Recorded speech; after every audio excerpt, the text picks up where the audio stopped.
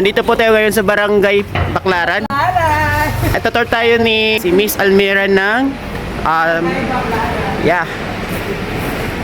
Muslim Affairs. Ito tayo ngayon sa loob. Okay. Ito yung pinaka-Muslim Affairs office nila dito sa loob ng Baclaran. Assalamualaikum. Pasok. Ayan, bride. May kakasal ka na, di ba? Ito yung kanila. Yan ang aming chairman. Makod. Yes. Ito pinaka-loob ng Muslim Affairs office dito sa Barangay Baclaran. And Yan yung bumili. inshallah. Ito yung kanyang office. Pala dito si Sir Makod.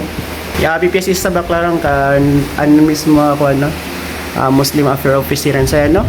Yes. Kung may mga problema. Ano man sabi mo about Muslim Affairs? Kung may mga problema sila, katulad ng mga nakawan, ganyan, or basta may involved na Muslim, yung nagbubugan, dito lang lumapit kay Chairman Dato Malang Makod. Tsaka sa Chairman natin ng Barangay Baclaran din sa Ibe. Okay. Pag may mga problema about Muslim, Yes. involved na Muslim, no? Yes. Then, yung mga wedding dito, for free po siya or ano? For free. Walang babayaran ni piso. Walang babayaran. Yung venue namin dito, walang babayaran. Libre, pwede nyo gamitin anytime. Basta magpa-schedule lang. Mashallah. Libre. Pwede ba natin makita yung pinaka-venue ninyo Oo, sa taas. sa taas? Let's go. Kaya tayo sa taas dito na yung buhay.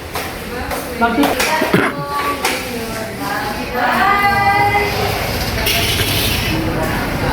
Ito yung pinaka-barangay. Chairman namin. Ice Chairman. Chairman, yung side.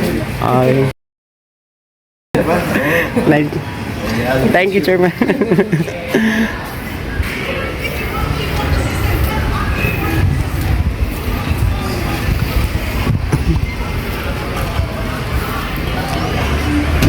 Dito yung entrance, no?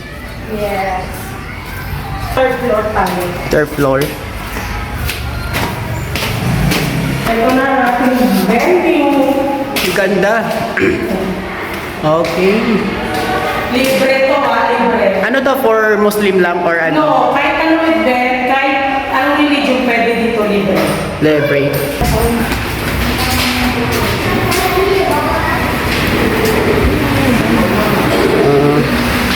Malaki yung stage na malaking space. Yeah. May aircon din.